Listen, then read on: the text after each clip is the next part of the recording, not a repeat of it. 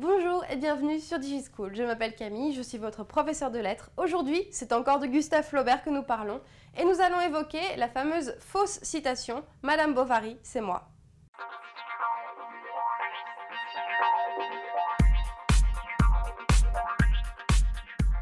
Durant tout le XXe siècle, les flaubertistes, c'est-à-dire ces critiques littéraires qui se consacrent essentiellement à l'étude de l'œuvre de Gustave Flaubert, faisaient état d'une citation célèbre de Gustave Flaubert à propos de Madame Bovary, qui aurait dit « Madame Bovary, c'est moi ». Cette citation était si populaire dans la critique que vraiment elle était très étudiée. Par exemple, quand moi je faisais mes études, on pouvait tout à fait nous donner un sujet de dissertation incluant cette citation. Cependant, on s'est rendu compte récemment, avec certaines études beaucoup plus récentes, donc notamment de critique génétique, que la citation était probablement fausse. Il est donc intéressant de se demander comment le « Madame Bovary, c'est moi » a évolué au cours du XXe siècle au point d'être admis par la critique flaubertiste. Et aussi, il est intéressant de voir pourquoi cette citation semblait si utile, si pertinente pour expliquer l'œuvre, bien qu'elle soit fausse. Les études récentes montrent que cette citation « Madame Bovary, c'est moi » serait d'abord apparue sous la plume de René Descharmes, un flaubertiste du début du XXe siècle.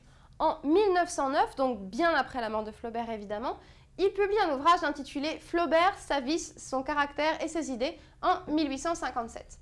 Évidemment, vous le savez, je vous le rappelle quand même, 1857, c'est la date de publication de Madame Bovary. Par conséquent, on peut en déduire que l'ouvrage de René Descharmes évoque probablement les liens du romancier avec Madame Bovary. Il dit donc qu'en fait, que Gustave Flaubert aurait dit cette phrase « Madame Bovary, c'est moi, d'après moi ». La première phrase complète, la première fois que cette fameuse fausse citation de Flaubert apparaît dans la critique, il y a aussi un « d'après moi ».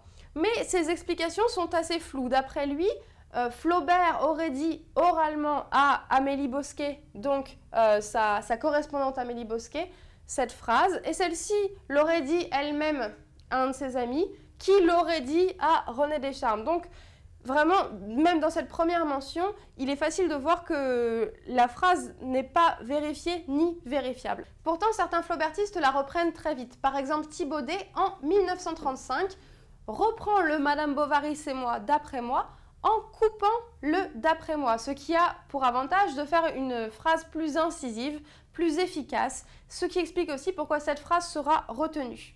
Puis, c'est René Duménil, donc un flaubertiste célèbre, qui a rédigé de nombreuses préfaces de Madame Bovary, que vous pouvez lire vraiment sans problème, c'est très utile pour l'œuvre de Flaubert. En 1936, il reprend encore « Madame Bovary, c'est moi ». Cette fois, il la reprend sous la forme que Thibaudet lui avait donnée. Puis, c'est le philosophe René Girard, en 1961, dans Mensonges romantiques et vérité romanesque, qui reprend encore le « Madame Bovary, c'est moi », lui donnant encore plus de popularité. La remise en cause du « Madame Bovary, c'est moi » intervient assez tard, puisque c'est seulement en 2006 que le critique littéraire Gérard Genette la remet en cause dans son ouvrage Bardadrac. Il dit donc « Ce qu'on ne sait pas du tout, c'est que Flaubert ne l'a peut-être jamais dit ni écrit. Je serais évidemment bien en peine de le prouver, mais j'attends depuis longtemps qu'on me prouve le contraire. » Effectivement, il met le doigt sur quelque chose d'important, c'est qu'on n'a aucune trace écrite du « Madame Bovary, c'est moi ». Donc par conséquent, c'est pas très pertinent, c'est pas très scientifique en un mot, de reprendre dans la critique une citation pour analyser l'œuvre alors que l'auteur ne l'a probablement jamais dit. Et c'est la critique génétique contemporaine qui va nous apporter la réponse. La critique génétique, on l'a déjà évoqué ici à plusieurs reprises, c'est cette tendance de la critique contemporaine à fouiller les brouillons, les manuscrits, les traces écrites que laissent les romanciers pour interpréter l'œuvre. Ce qui est ressorti de ces dernières études, c'est qu'effectivement, comme Genette le pointait un peu plus tôt, il n'y a aucune trace écrite de la citation. Le plus probable est qu'elle ait été inventée et que les critiques, les flaubertistes l'aient reprise sans vraiment en vérifier l'origine. Donc ce qu'on peut se demander maintenant, c'est pourquoi il y a eu un tel succès de cette citation. Pourquoi le « Madame Bovary, c'est moi » a tant servi à expliquer Madame Bovary? Eh bien, premièrement, parce que c'est une simplification. On l'a dit tout à l'heure, la phrase a été écourtée pour vraiment ressembler à un slogan efficace qui reste dans la tête et qui permet d'expliquer rapidement l'œuvre.